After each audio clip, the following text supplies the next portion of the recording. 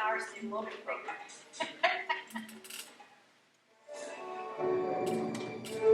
All right.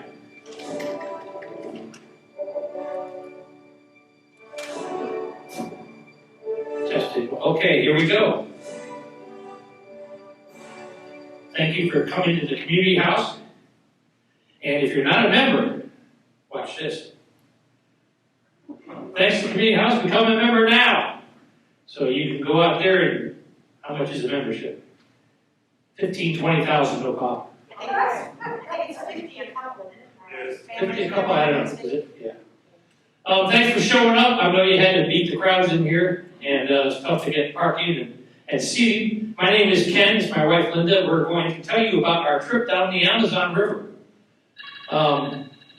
We both traveled our whole entire lives. We've had a great time. And I'm filming myself.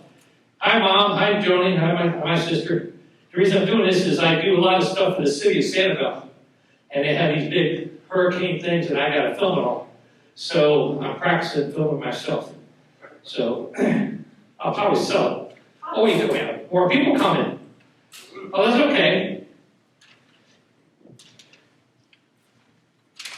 Did you bring your husband? No.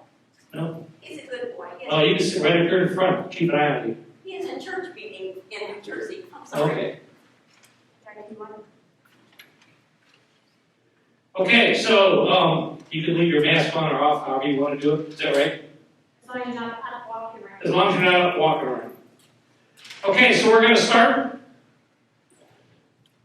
Riverboat Adventure in Peruvian Amazon.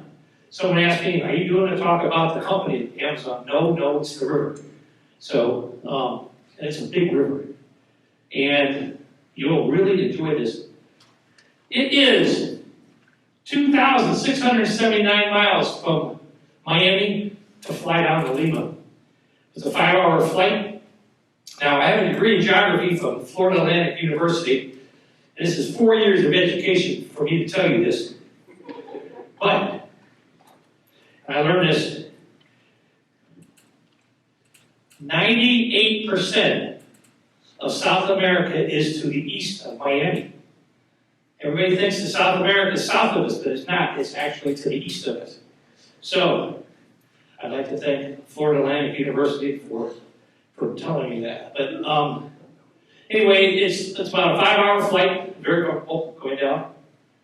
Surprised about Lima, Peru. We flew to Lima, and I know you two been there. Have any of us been to Lima? Oh, okay. Oh, you've been there. Okay. Well, let's think. Peru has 32 million people. That's countrywide. And in Lima, I hit the wrong button. It was my fault. Can you fix this, dude? Wait a minute. Okay. The buttons are right close to each other.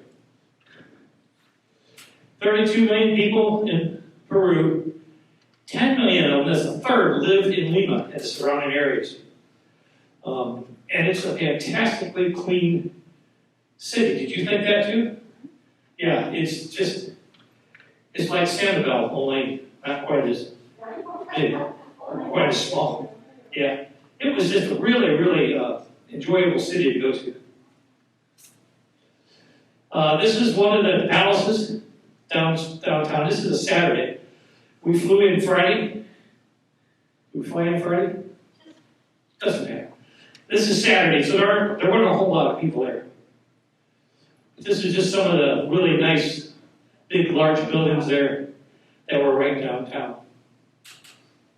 This is one of the many, many parks in Lima,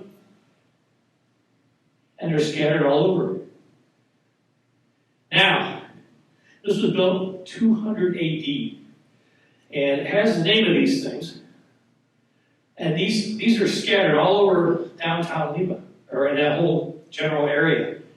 I read somewhere where they think there's probably more archaeological areas like that than there are in Machu Picchu. And the nice thing about Lima, as opposed to Machu Picchu, is Lima has air. Anybody been to Machu Picchu? I haven't been there, but I hear they don't have any air there. So, And every year they're digging more and more stuff out. Look at this. I mean, this is, what, 35, 40 meters high. It's a huge thing. And they haven't really,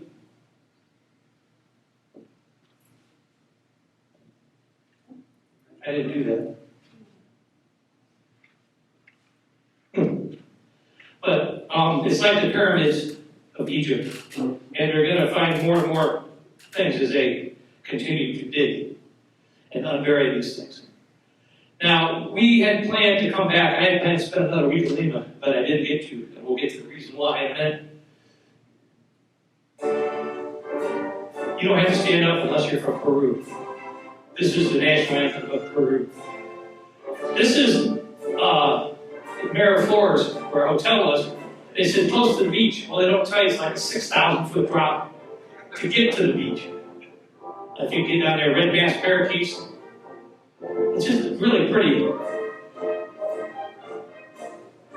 And there's some islands out in the middle out there, which kind of block Lima. So it's not quite as wavy, but this is downtown Lima. What time of year? Pardon? What time of year? March. We were there in March. Now, this is very rare to get a hummingbird in slow motion like this. We had to hunt all over. If you ever watch those birding shows where they show just a couple seconds of the bird flying away in slow motion, that means the photographer only caught 1 or 2 seconds of the bird flying away, so they slowed it down so you guys can see it. This is one of the churches in here, and you go in there and they go, oh, you can't take any pictures, which I don't understand why. It's just absolutely gorgeous. Tons and tons of gold. It's all built by the Spanish back in the 1600s. But the churches there were just utterly fantastic. We went to this museum, lots of bougainvillea there. We're all looking at the birds. This was the birding trip for Carefree Birding. So we took a lot of time looking at birds. And here's some old stuff. This is, 2,000-3,000 years old. And it's amazing how, you never hear about the culture. You know the Spanish went down, took over, and wiped out everybody, turned everybody into slaves and all that kind of stuff. But the indigenous people there just had a tremendous. Then they found these guys' heads, and they did a lot of research, and they think that they were actually able to do brain surgery. I think I would hurt, unless of course you had a lot to drink. But still, so they found these skulls, and cell phones are everywhere, except up the Amazon River, and we'll talk a little bit about that. That's probably the second best picture I took of the whole trip. That, of course, is the best picture of the whole show and of the trip. I just thought that was really cool. This is a drink. It's made out of purple corn, pineapple, and clove. And you can it's the national drink of Peru, and you can put whatever you want into it. And it tastes good. Okay, good. It wasn't great, it wasn't horrible. Did you drink it? I did not have that. How'd you guys like it? Yeah, it's, We were having guinea pig at the time. Yeah. Yes. And say again what it It's is. chicken morala. Rhonda? But what's it? I don't know. These people. Purple corn Purple corn with with spices and things. spices, clove, and Purple. pieces of pineapple. They said that's really ancient as far as having that recipe for their drink. I bet it is. Said it's very ancient as far as the recipe, that it goes back many, many years. It's not something that's just in the last 100, 200, 1,000 more years back. So that was the drink that we stopped. And then we had some really good food. And no matter where you go when you're traveling, the food is always very good. And years and years ago before I met Linda, I'd go home and go, well, let's make some of that stuff we had. It never turns out like it does when you're there. So beef. Okay, here's the Amazon River, the map of the Amazon River. Now, you can see where Lima is, and then we had to fly lost my pointer. See it? It's here somewhere. We flew to a little city up here, and then we took a bus, a 2-hour bus ride down to the city. And the only way to get there, I should say that, the Amazon River, 9 different countries it flows through. A lot of people don't know. 20% of all the fresh water that flows into the ocean worldwide is from the Amazon. It's a huge, huge river system. I think it's second, or the Nile is first. I think Amazon is second. There are no bridges crossing the Amazon. So if you're one side or the other side, you got to take a boat. And the reason there are no bridges is because it's sucked really wide and it's fast moving too. The seasonal fluctuation, 45 feet. We just had that big rain here in Sanibel, 11, 12 inches. And our backyard's like, it went up 2 feet. Can you imagine 45 feet? But when you live down here, you get used to it. Everything's geared toward that. And the river's 4,000 miles long. That's from here to California and back. It's a big, big river. Okay. You know that little thing on your phone where you can look up to see how long it takes to drive or fly? If you were going to drive, it would take you 456 hours and 42 minutes to drive. And the reason is because you've got 2 sets of Andes Mountains that go right here and right there. So you can't drive here, you got to go all the way up here, all the way back, and all the way back there. So it's a really, really long drive. So it's much easier, and it's about a 2-hour flight. So we flew in to this city up here, and then we took the bus down to where we met our boat.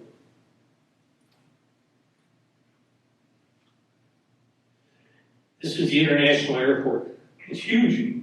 Kind of like the crowd here tonight. It's just a tiny little airport.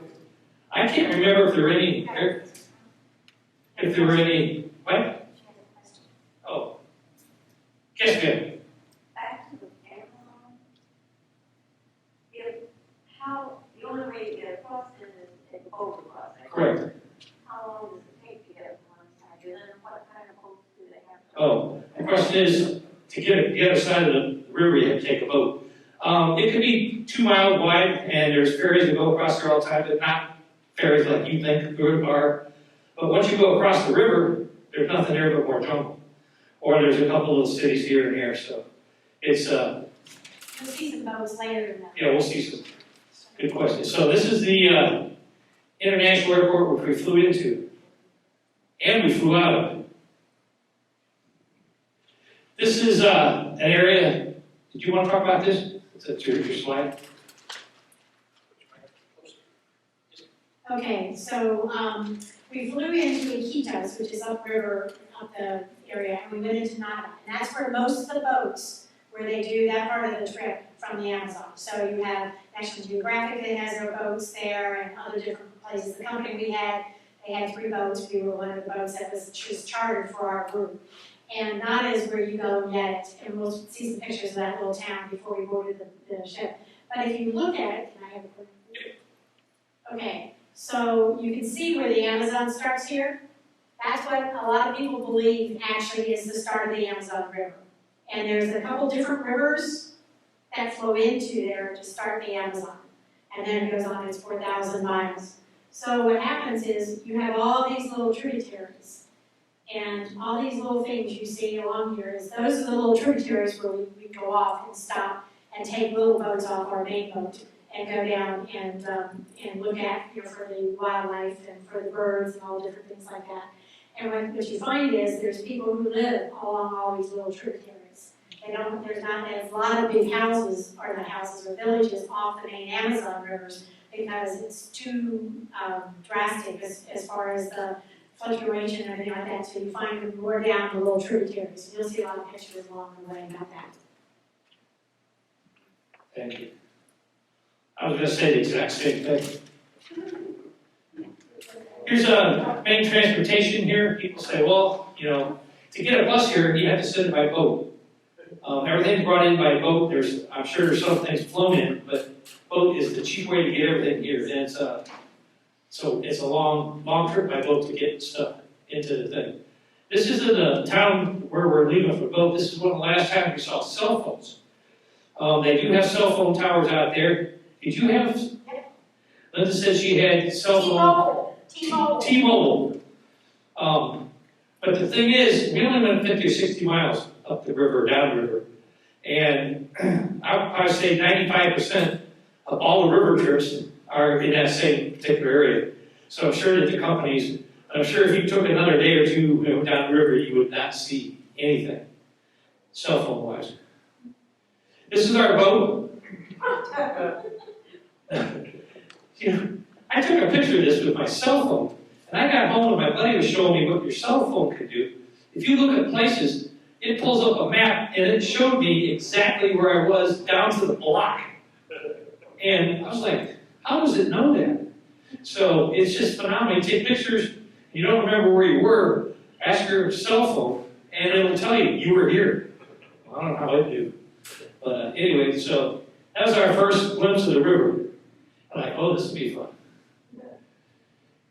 This is Sanibel.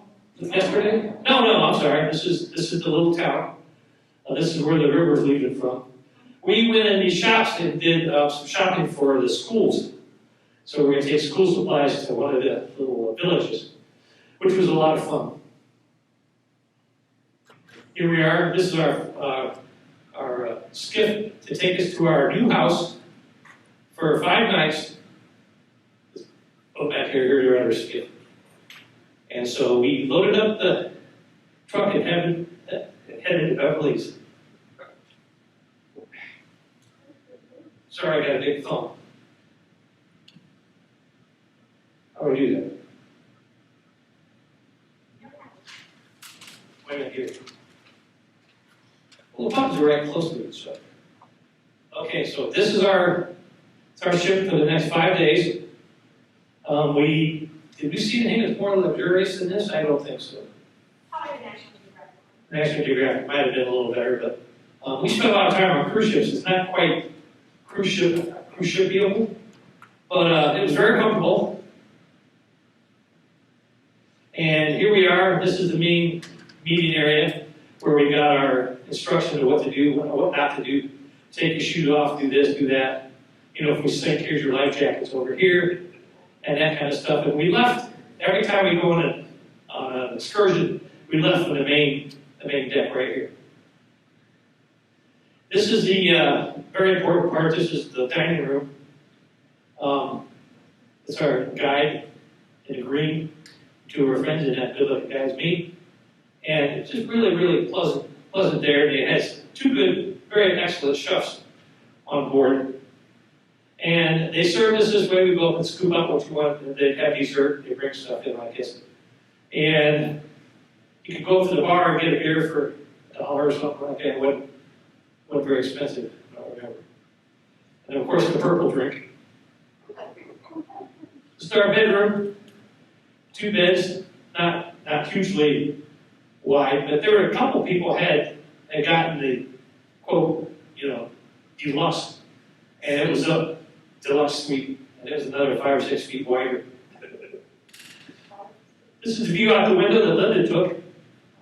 It's kind of cool. You wake up in the morning, you look out there, and this is, I would say, if they had a downtown Amazon, this would be it. There's just nothing out there. Here's one of the skiffs we're getting into. We're going to go up and go bird watching. Now, I really enjoyed being on a boat. Both Linda and I lived on boats for years, off and on. But as a video photographer, it's very difficult to hold the camera still when you're in a boat. So, and of course, no matter where you stand or sit, the guy in front of you stands up. So then you got to move over a little bit. And you can't get out and walk because if you get out, you'll sink and you'll be eaten by all sorts of creatures. So, as you look at some of my video, you'll get a nose that rocks a little bit. Okay? Oh, and also we're going to dance here in a minute. So get ready for that. But they were fairly stable boats and pretty quick.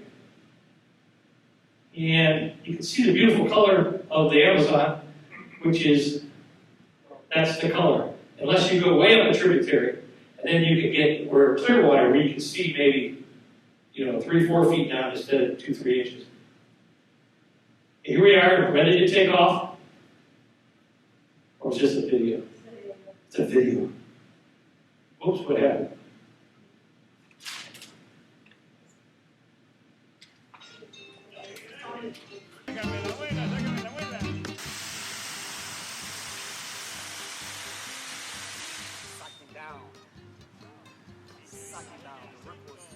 You can see the current is 2-3 miles an hour. Remember, this is at the beginning of the Amazon. I can't imagine what it must be down. Get closer and stuff, you see all the debris and stuff floating down the river. But all of this hypothesis.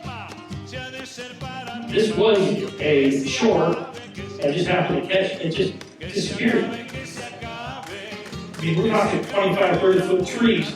It just went boom. And they never popped back up. It's not like they hit the bottom top. This current is always undermining the sides of the shore. So you don't want to build a house here because it'll be gone. But this is one of the reasons that there's so much silt in the water. Also, it's another reason you never travel at night in a big boat because you have all this kind of crap floating down where it's very difficult to see during the daytime. That's kind of neat looking. All right, wildlife on the river. That wasn't me. That was that.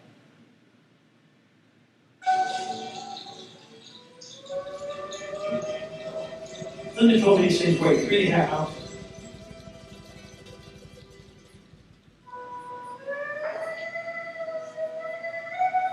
I put the music in there. There wasn't a band following us.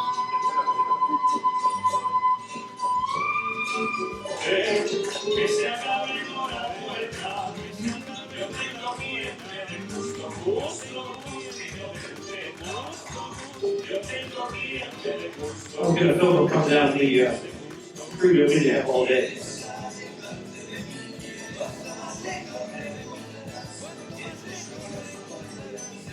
We saw a lot of wildlife along the side of the river. That's one of their habitats. They like to, it's a good habitat for them. It's over the river. They got all sorts of animals and fish. So we saw a tremendous amount of wildlife just from the boat itself. When I first saw this, I thought this was John, but it wasn't.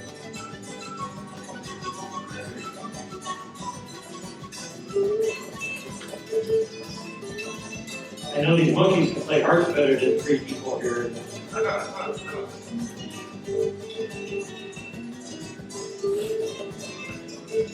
We play hearts here at the community house every Friday at 1 o'clock. Well, I play hearts out of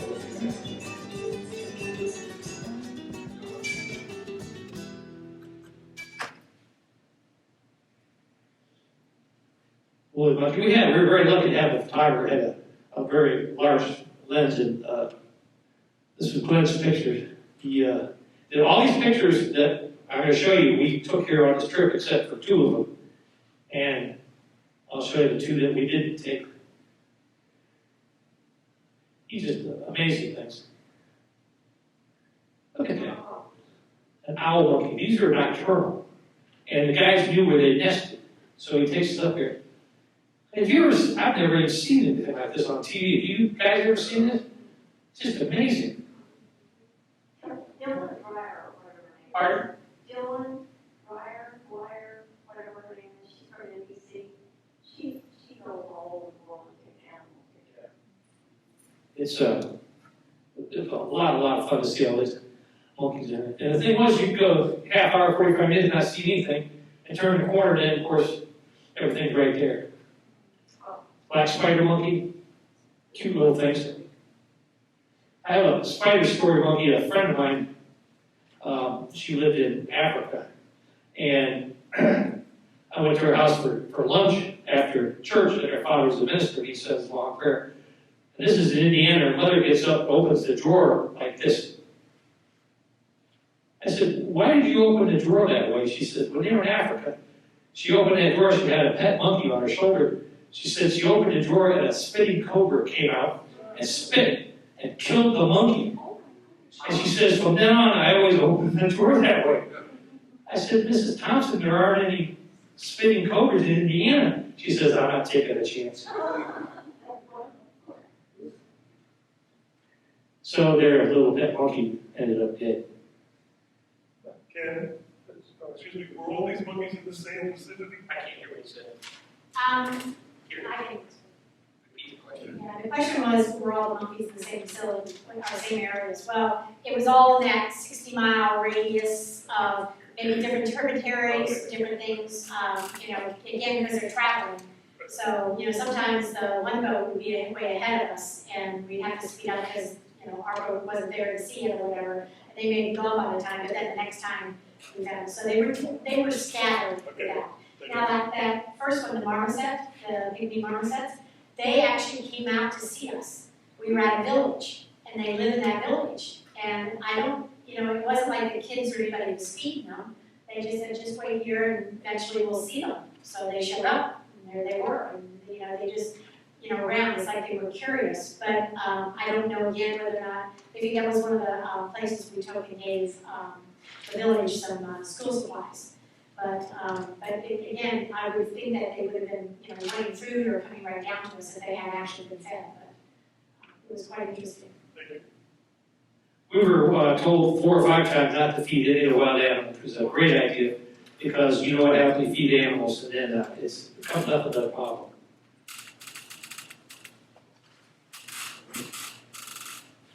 What'd you say, 3.5 ounces? I mean, small little guy's cute.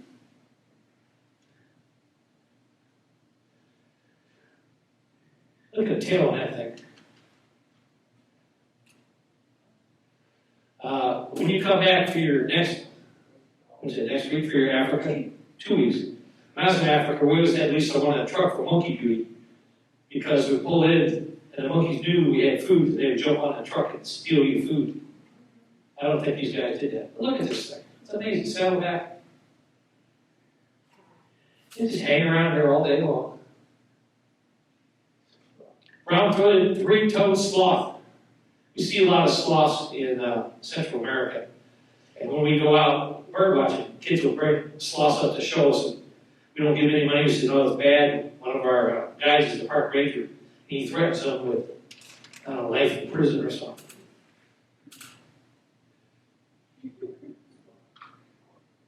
Did you know sloths can swim really very well? Okay, this is one of the pictures we downloaded from the internet. We saw a lot of dolphins.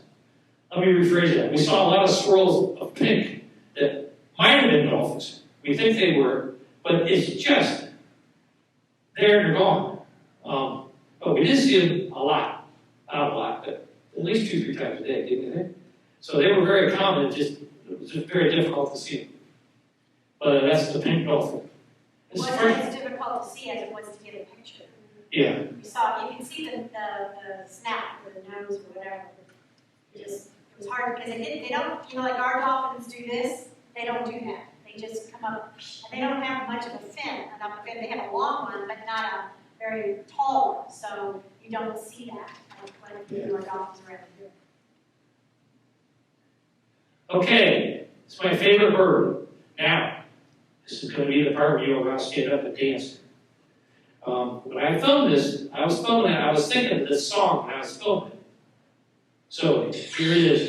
Are you ready to stand up now? Stand up. Everybody stand up. All right, you're dancing down there. What do you think you're going to dance to?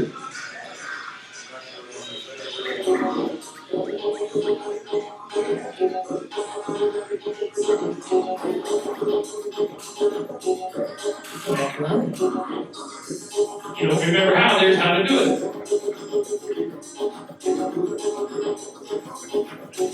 Great piece of film, and it's just, I love you first.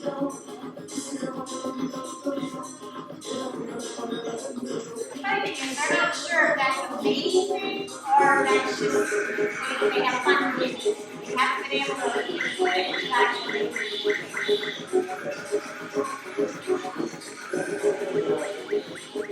Yeah, someday. Emphasis for the birds, that was. Now we're gonna do a couple birds here. This is the woodpecker. There's like 28 different woodpeckers that are in Peru. I see how I'm moving all over because I'm on a boat standing up. But it came out pretty good. Green colored woodpecker.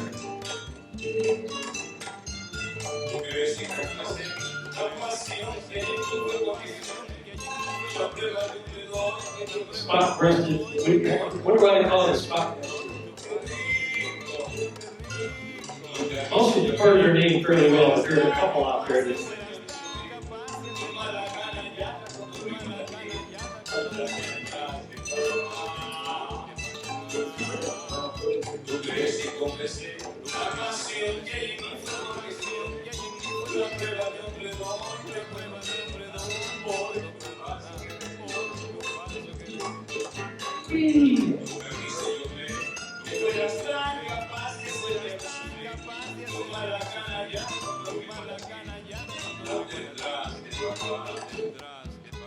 Okay, that was some of the woodpeckers that we saw. Green colored woodpecker. Chestnut woodpecker. Dusky-headed parakeet. We saw several parrots. And I'm going to turn you over to the parrot expert. That's you. What? Because we're talking about the parrots? All right.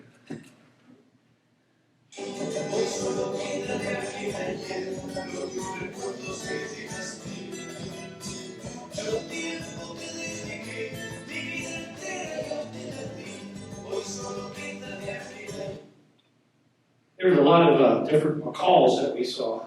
Look at this is an Oriole blackbird. It's spectacular. And we saw a lot of fork-tailed flycatchers. We saw flocks of those flying by.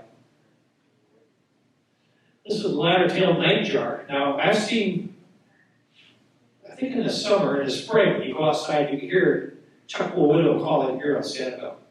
And that's one of the many questions I get. What's that bird? It goes, chuckle widow, chuckle. It's this type of bird.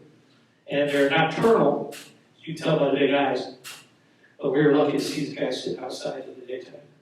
Here's a great pontoon. They're scattered all over Central and South America. They sit up straight. You'll never see them because they look like a piece of wood. And I'm sure these two guys went on a trip. I'm sure that we walked past thousands of these things, and you've never seen them. But we saw two of them.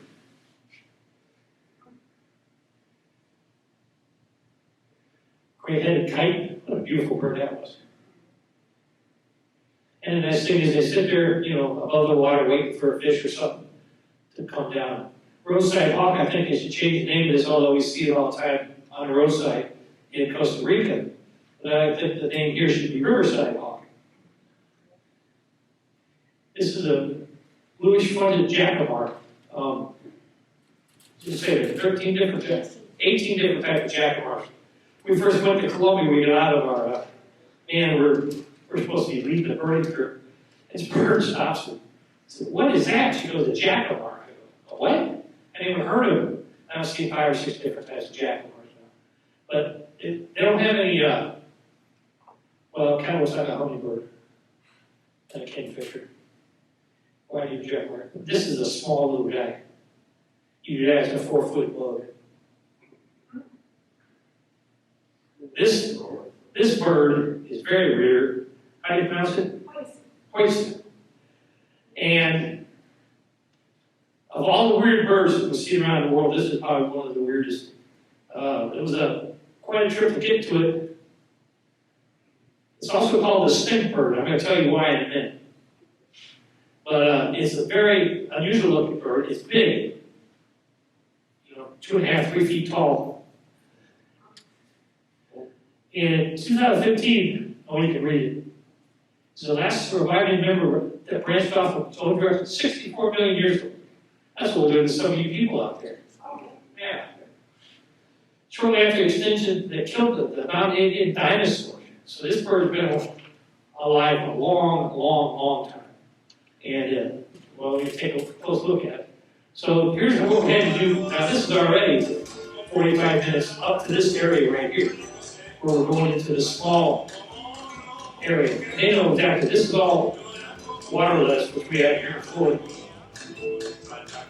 There it is right there.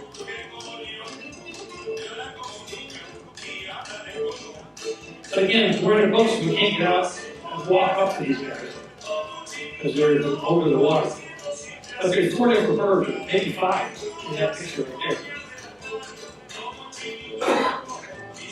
The reason they call them stink birds is they have a double stomach. And they kind of eat like a cow. They eat a bunch of leaves. And they leave it in their first stomach and let it ferment. And then they expel gas that stinks really bad. You're lucky if you didn't get a smell. But that's why they have, and one of the few birds that does this, and 95% of its diet is leaves. They have some bugs once in a while. But 95% of their diet is leaves, and they ferment it in their first and second stomach. Pretty weird. Blue and yellow macaws. We saw several macaws. I was in Costa Rica one time, I saw 200-300 fly into one tree. They landed, and it disappeared.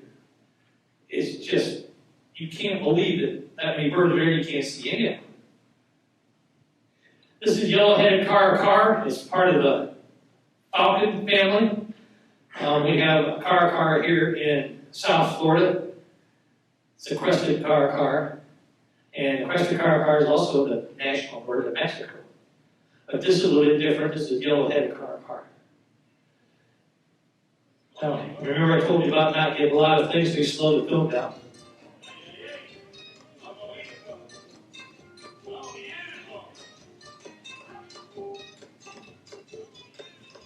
These birds are low flyers, and you see a lot of them on the ground, as opposed to other birds that are high flyers.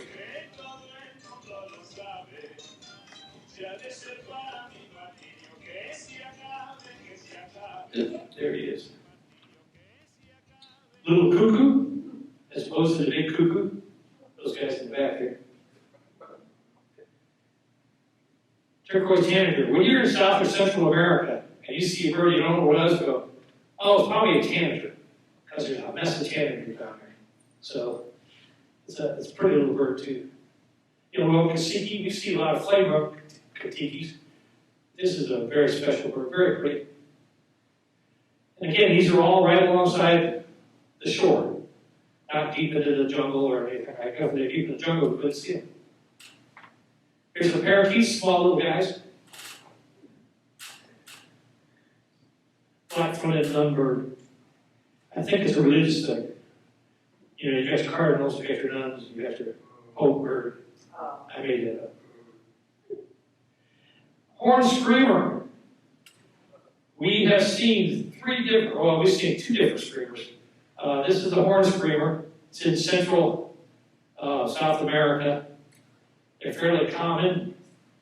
There's a reason they're called screamer, because they're really, really loud. I can hear them. That's how loud they are. And there's another screamer called the northern screamer we see up in Colombia, which is the rarest of the 3. Then they have a southern screamer. So there's 3 different types of screamers. And they're a big bird. The first time we saw them, we got a picture of it. And we hired a guy named Columbia bird guy. He didn't know anything. He was calling turkey vulture eagles. So we got back. We're like, what is this thing? It looks a little like a goose. Also looks, it's got long legs, so it's a water bird. And it looks like a hawk. Well, we went back to Panama, and one of our bird guys said he thought it was some type of screamer. But when you first start out birding in foreign countries like this, a lot of weird stuff shows up. By the way, the screamer is related to ducks. Yeah, it's related to ducks. It's actually closest, they said, related to the magpie and geese. Yeah, It's very very strange. very weird. So we went out for breakfast. Fruit Loops. Sorry. There's all sorts of different types of toucans.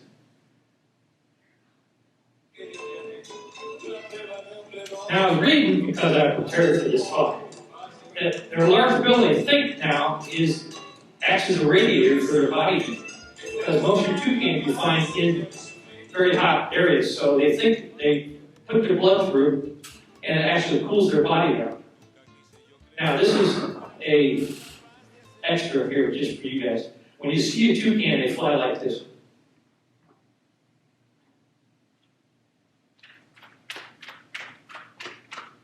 Like they're trying to catch up with their nose. So it's a very unusual flight pattern. That's probably the best imitation you'll ever see of a toucan today. See, there's a red-capped cardinal. And a pretty bird. You know, it's amazing. I had some friends that came from. It wasn't me. It's that thing up there. Had some friends come from Australia, and they're like, "Ken, look at this little unbelievable bird." It was the cardinal. You know, we take for granted what we see here, where people come from other countries. They just like, and our blue jay, same thing. Here's a couple flowers. We tried to figure out what the names are. We had no idea. So it's a red one and a white one. Now this plant grows up in the trees, and this is down below it. So those needles have fallen down. It kind of looks like a bottle brush tree or something like that. It was really spectacular. Brightly colored. This is Victoria lily. And I was reading about that today. And the skin of these things are very, very, very thin. And it said if you took a straw, a plastic straw, and held it 6 inches above it, dropped the straw straight down, it would go through these leaves. And this is the reason they have to get so big, because they use the water as a stabilization.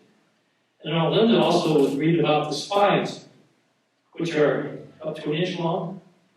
And you see people, and you can put like babies out there, they'll hold 45, 50 pounds. So. The spines are strong enough to puncture a tire. Yeah, hear that? Spines are strong enough to puncture a tire. Of course, if you're driving out there, you deserve to get your tire punctured anyway. And now we want to step on it. Yeah. This is the village we went to, and they took us over here to see these things.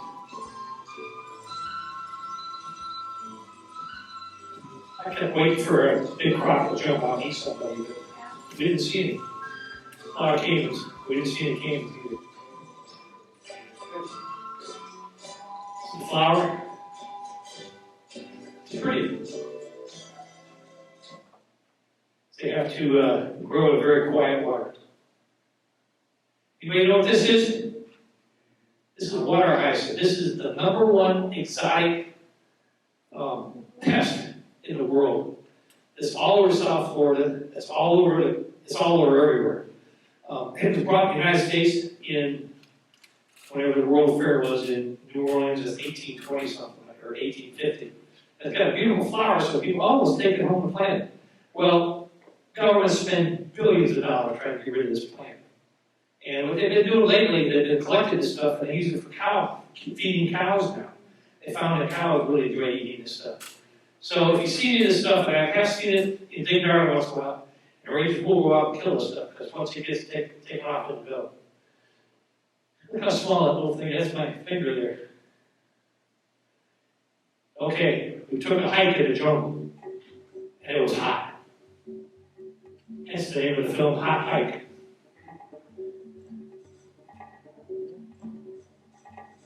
These people are 20, 25 years old, they've only been out there about 20 minutes. This is one of the palm trees you don't want to climb. Now, they're photographing anacondas. I figured, we're going to go out there in the tourist area and hear one of the frogs. That they would be, they had the anaconda in a cage and grabbed it.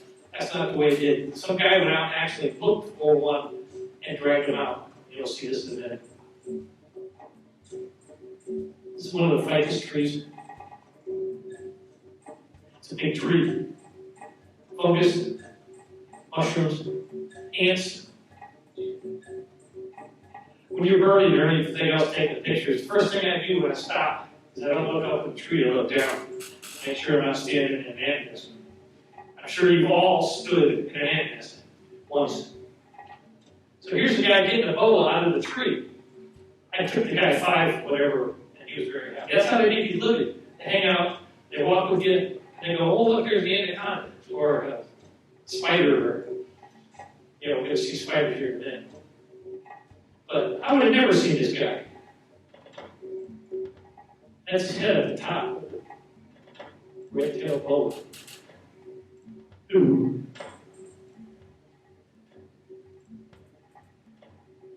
So that was a very enjoyable, very enjoyable trip. We have these plants, I don't know the name of them, but they're in the Everglades. I'd like to wake up and have this thing crawl across your face. Tarantula. Luke was telling me the brighter the frog color, the more poison they are. These tiny little guys, they're only maybe inch and a half. Green anaconda. Look at that. If you do take this hike, you want to make sure to take it earlier in your trip. That way, if someone gets eaten, there's more food for you. Okay? That's just a tip. The size of that tree.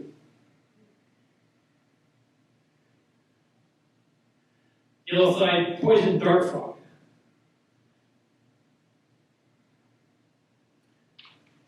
Hey, look at this thing. This is his head right there. And when he's up in a tree, I'm sure you can't see anything. We were watching a special a couple nights ago on TV. Can't remember what it was. This bird is flying. It's a flycatcher, and it sees a spider. And it goes to eat the spider, and it's the tail end of a snake. So it goes to grab the spider, and the snake jumps up and grabs the bird. It was just spectacular.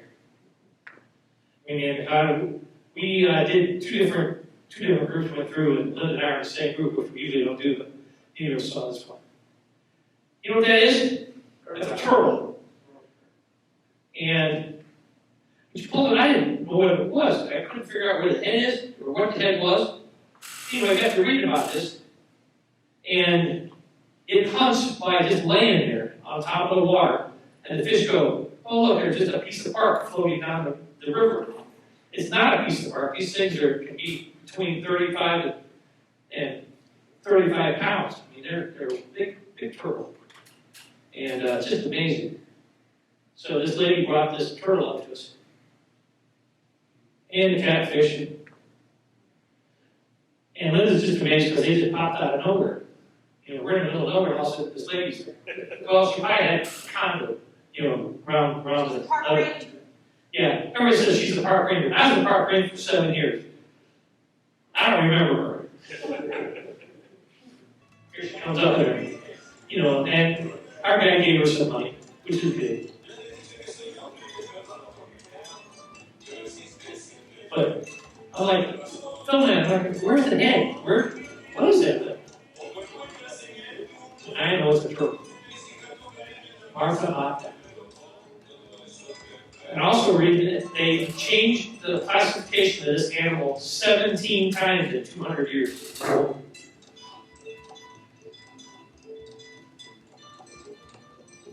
So that was the high level little trip. Then we had this guy come up in his speedboat, which we'll see here in a second.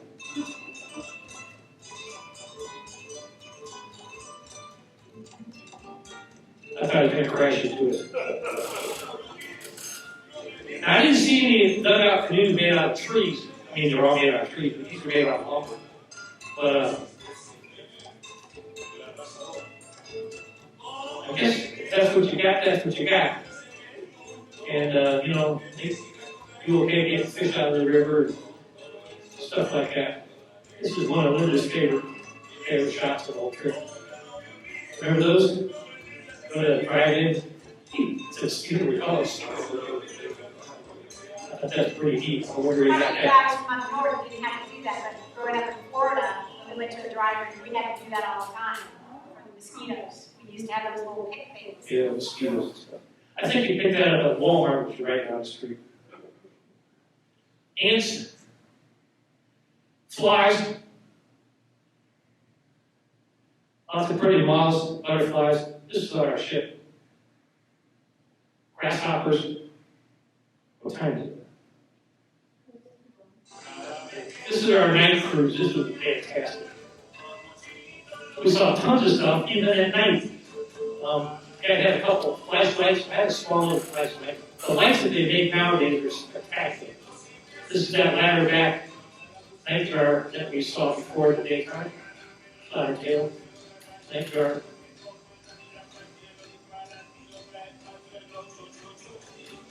This is kind of our green heron. Not a green heron, but it's in the same family. A lot bigger. And we just driving up down and looking and seeing what's out there.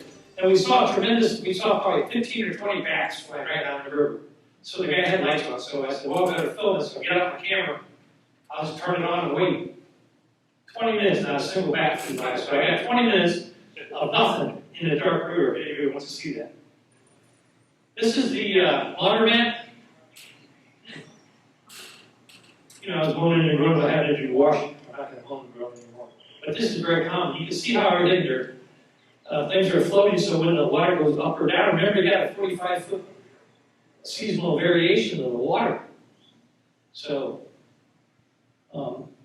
this is one of the yachts alongside. It's just, you know, spider webs.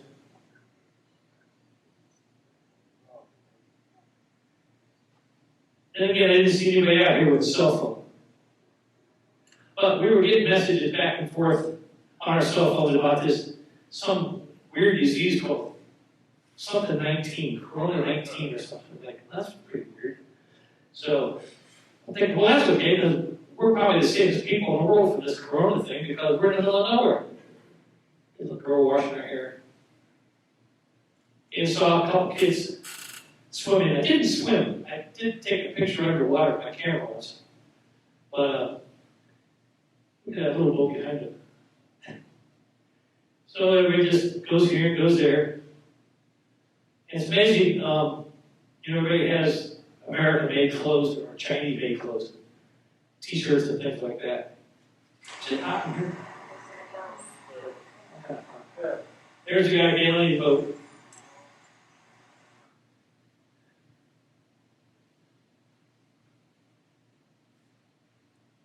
Okay, I'm going to turn it over to Linda, who knows this girl. And Ken decided he didn't want to go meet the shaman. So, yeah, probably would have done something to him. But anyway, so, you know, this is kind of their central area that they need to go see the shaman. And go ahead and turn to the next page. Next page for me, please. So anyway, we were all sitting there, but these are all the different things, no matter what you have, they have some type of herbs or spices or something, or you know, something they put together. And a lot of times it's handed down to the people, you know, like her father was one, but it's not anybody in the family. It was only her that got selected, and supposedly she had this vision that she was going to be, and she had this sense to be able to take it out. So whether you believe it or not. But I thought the interesting thing, and that's why there's pictures here, they do things with smoke, and you're supposed to breathe it in and everything. She used a cigarette, real cigarette. It wasn't like it was a handmade cigarette. It was like, you know, she had Salem or something, and she opened up and used it. I thought that was kind of weird. Because I personally back that wouldn't let her do it. I don't like smoke, and I don't like, you know, especially cigarette smoke with tobacco. So, but other ones did, and she did her little thing. So it was very, very interesting. You know, we had two national parks guys who were actually from that area, and the one that I was talking to really believed in it, and he had gone to their shaman many times to get things for arthritis or for being sick. And the thing that they have to really find out is some of these herbs that they use can kill you. So if you use too much, you can die. So they have to really, they have to be really good at their craft, because otherwise they kill the person. So of course you don't really have any statistics about how many they've actually killed, but supposedly, you know, if you kill too many, you wouldn't come back, I don't think. So, it was very interesting, very thing, and I think there's one more.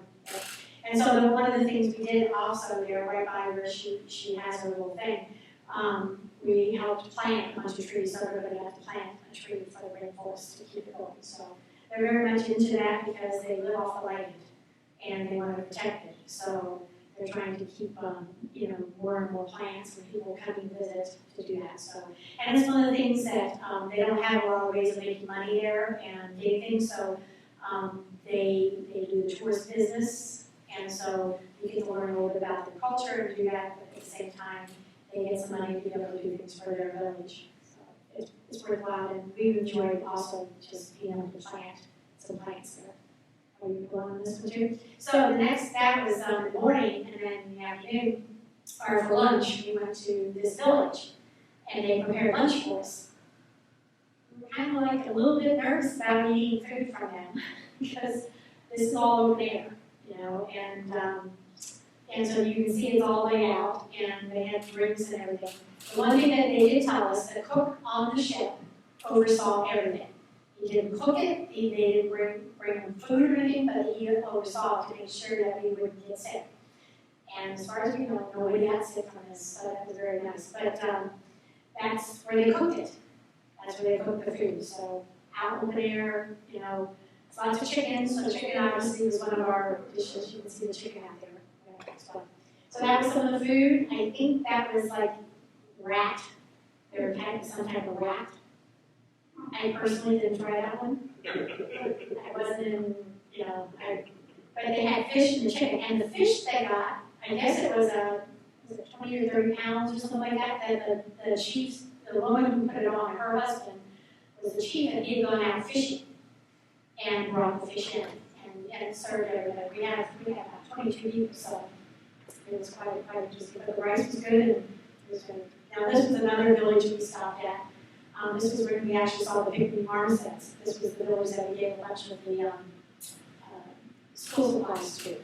And they had everybody come out and see us, and that was the bag of school supplies we did. So that was it was good to see the people, and the kids were friendly.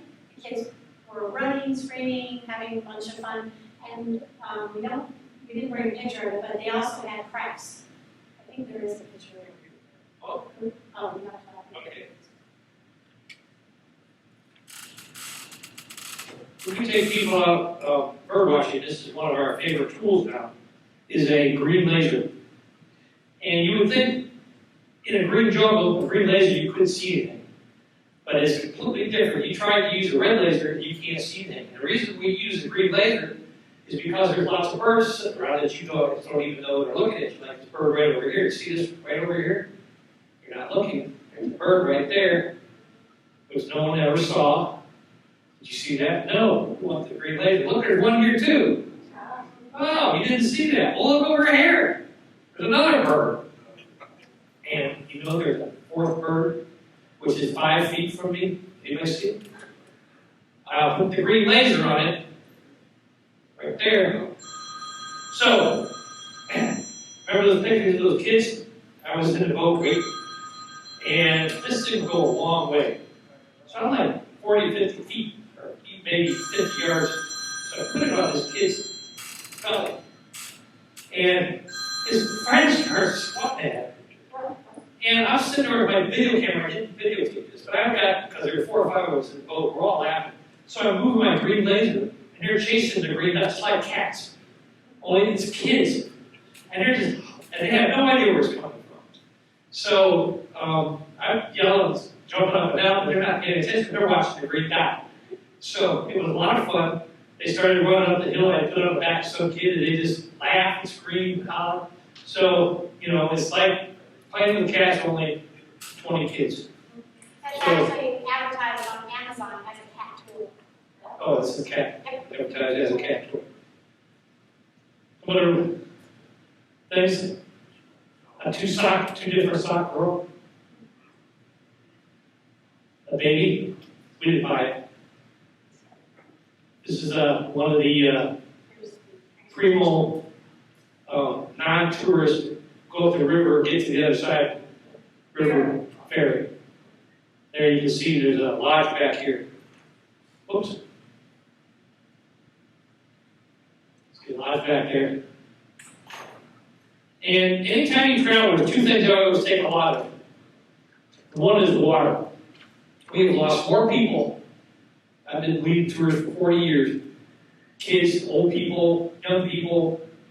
And it's amazing, a lot of people come down from Ohio, Indiana, they come down to Central America, they get out walking around, and they don't drink enough water. Well, Mr. Ken, I drank half a bottle. You gotta drink 2, 3, 4 bottles of this stuff. If you don't, you'll get dehydrated, you'll get a headache. And we had one lady pass out, and the Colombian Army picked her up and brought her back to the bus, which she kind of liked that. But so don't go out there without enough water. And the second thing I always take is my bug suit. There are bugs everywhere. Of course, the worst place I've ever been in the world is right here. I wear this probably every day I go out to Dick Darling. The bugs here are just horrible. But it's always good. It goes into a tiny little pouch. I can put both of them right in there and carry it. So when the bugs come to bite me, I put my bug thing on. So it's very important to take water and your bug net. This is some people taking, I think this is sugar cane to the market. And the nice thing about this gets a couple, 20, 30 miles per paddle. So, the current. Look at this. This is probably some guy floating down the river going somewhere. Well, it started raining. And this is after a hot hike. And I thought, this is just fantastic because it's so cool.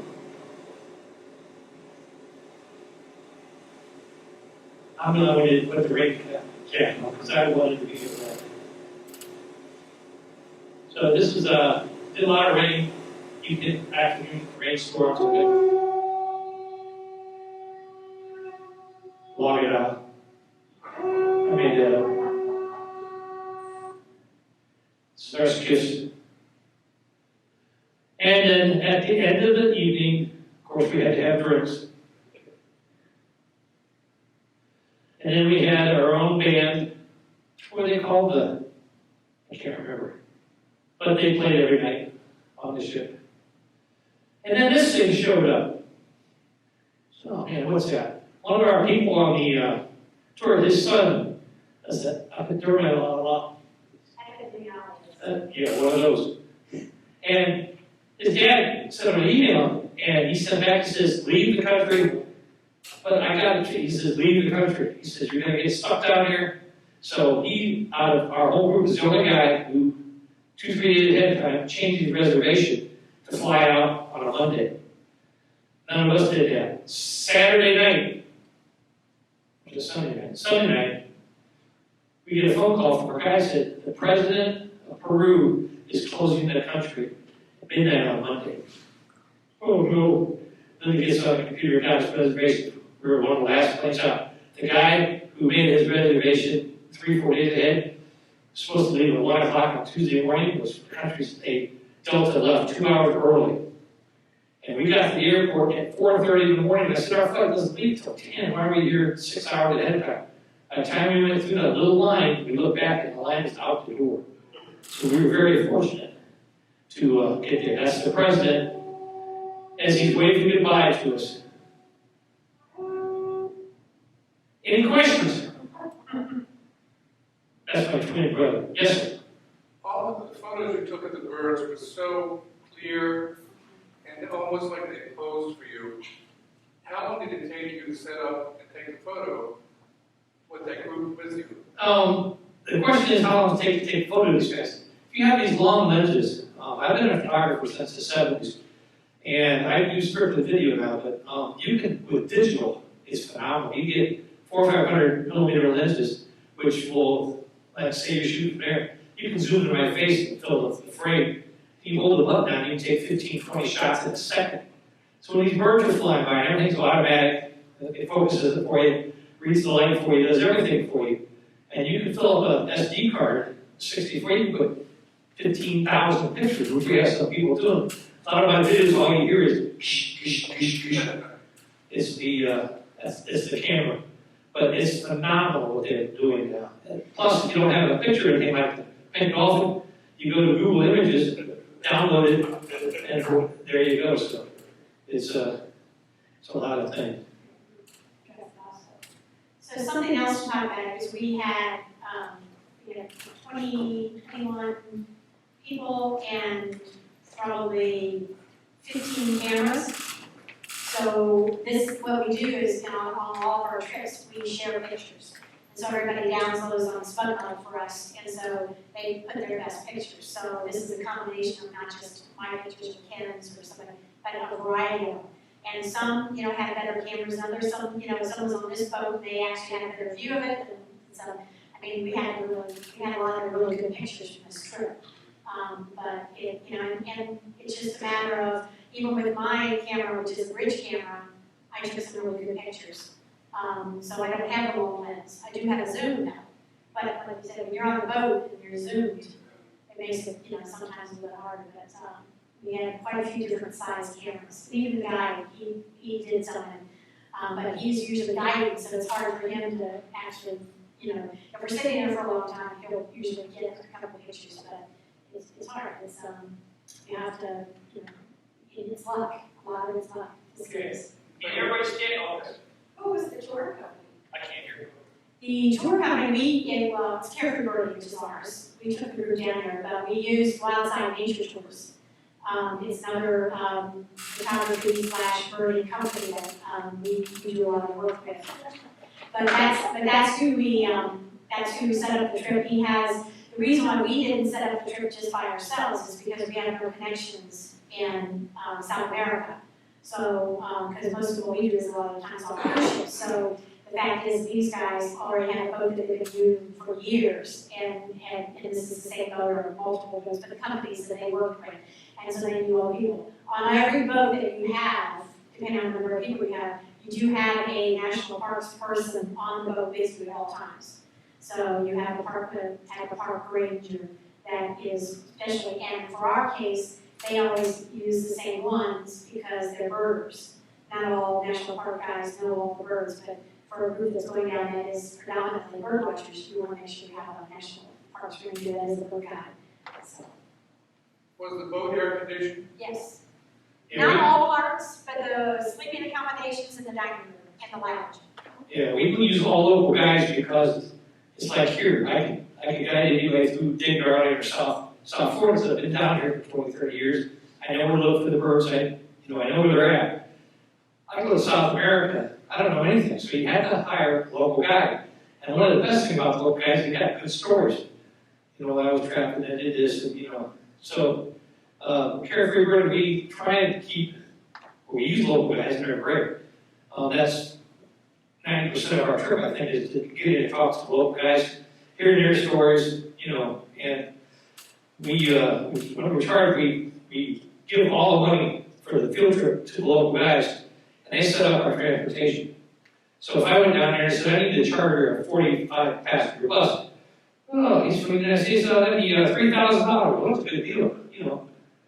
Our local guy can get it for, you know, $300. So we give them all the money. If they can save $400 or $500 by not taking a spectacular bus, good for them.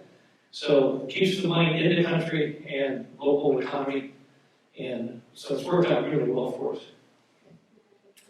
One of the things they also did for us, and because it's a private tour that we do through this isn't one of the regular tour that they run, we did like the city tour to start. So everybody gets there a day early, that way you're in the right time zone. If you got late, you can sleep in or whatever, but we all did a city tour. And that's where the food that you saw was a place where we go, where they gave us a variety of all different kinds of food, Peruvian food, which was really fun. So that was nice. We got to see a little bit of the Lima itself. And then we went on down to the Amazon, but they arranged the internal flights. You get there, once you get there, then everything's taken care of by them. We had we didn't show this part because we were really doing the, just the Amazon part, but we actually went to another place and birded out on a boat in the ocean, in the Pacific Ocean. And we did a little around an island, we saw some penguins and things like that. But it's, you know, you can do that kind of thing when you do a private and make it a really good setup. We were supposed to go to Machu Picchu. He wasn't, but I was, within half the group was going to go on to Machu Picchu, but we kind of like got ousted out of the country. So, because the rule was with Peru, the president said, if you get stuck here, you can stay at your hotel, but if you leave, you're going to be put in jail. And that's for 14 days. And I just couldn't see because they weren't going to have the dining room open. They were going to have room service only. They were closing the pool, you know, so it's like, She might have spent 14 days with me. Somebody would have died. And it wouldn't have been me. That was every advertised as carefree, where we try not to hype we took to the jungle was at the max of what we wanted to do. We have a lot of older people, which really upsets me now. I find these old people at the same age I am. I don't understand how that works. But we try not, to kill her. So we'll go out hard for 3 to 4 hours, go back to the boat, have a beer or whatever. So we, a lot of tour companies, they want to jam, 300 things into one day, which is fine if you want to do that, but we're not that way. So, anyway, any other questions? Oh, we got another slide? Oh, I'm sorry. Da-da-da. So I'm going to talk to you in 2 weeks, if you want to come back, about my trip. I took a group of 12 to South Africa, and we spent 22 days, starting in Cape Town and going all the way up to Kruger. So a lot of fun things we saw. So there'll be a few birds, but a lot of animals and a little bit of culture, and we had lots of wine for any of those who like wine. And if you ever had South African wine, it's really good and cheap. When I went there, I had this steak at a winery, really nice, restaurant, really beautiful out, looking over the vines or the vineyard and everything, mountains in the background, sunset coming. I had a bottle of wine, whole bottle of white wine, and a steak with flame on about that big. And some other stuff with it. 15 US dollars. It was very, very expensive. And actually, it's gotten cheaper. Because I'm taking another group in 2 years, and I've been watching the exchange rate, and when we were there, it was 14-1. That was on the high of it. It's gone all the way up to 19. It's back down to 17-1. So that means it's cheaper. But it's not open. So I can't go back yet. So anyway, so I'll talk about our trip and a lot of things about South Africa. A lot of people were worried about it because it had such bad connotations about being dangerous. I never felt the whole time. We were there for I was there for about 25 days. So it was good. Yes? You mentioned, Ken mentioned about water. When do you get the water? I mean, if you're there for 15 days, where do you get the water? Okay, so what we do, because we don't like to, we're trying to get this on all our tours. Not some are better than others. What we don't like to do is use bottled water as far as big bottles. So what we did is we told everybody they needed to bring their own bottles. So that what we do is we have the big bottle of water and have it filled up. So we would keep 2 big jugs in the van with us at all times. And so if we got down on it, just go to the grocery store, buy a bottle of water. But we didn't want to use cases of bottle, because plastic is bad. So everybody had the reusable bottles. One place, this was in Zimbabwe. We went on to, that's another tour we might do later. But we went on to Victoria Falls, which is Zimbabwe. And the place we stayed, they actually gave us a glass bottle for water. Not good. Not good. We had a couple that broke in Vegas, because all of a sudden they fall off the chair or whatever and they break. So most of it had nice, aluminum ones or something like that. Yeah. When I was when you were in the Amazon, you didn't have any rum. I didn't have any what? Rum. Rum? Rum? Yeah. Because the locals made it. Well, yeah, we did. We didn't show the mojitos that we had at the lounge. Yeah, we had the mojitos upstairs. And also we had Pisco sours. Yeah, they did have those too. We had one of our guys on the ship, there was a lounge on the 3rd deck. And of course that was the meeting place, before we went to dinner. And he fixed all fresh drinks or whatever. And he had some of the local liqueurs and everything else like that. So it was really good. You would use whole limes to make the mojito type things. Yeah, really good. And the restaurant here in Fort Myers, the Peruvian restaurant. I didn't know there was a Peruvian restaurant. It's on Fort Colonial. Colonial. Yeah. Oh, so towards downtown. Past Edison Mall? Or past? If you come from 75, you can go on towards the city. It's on the road.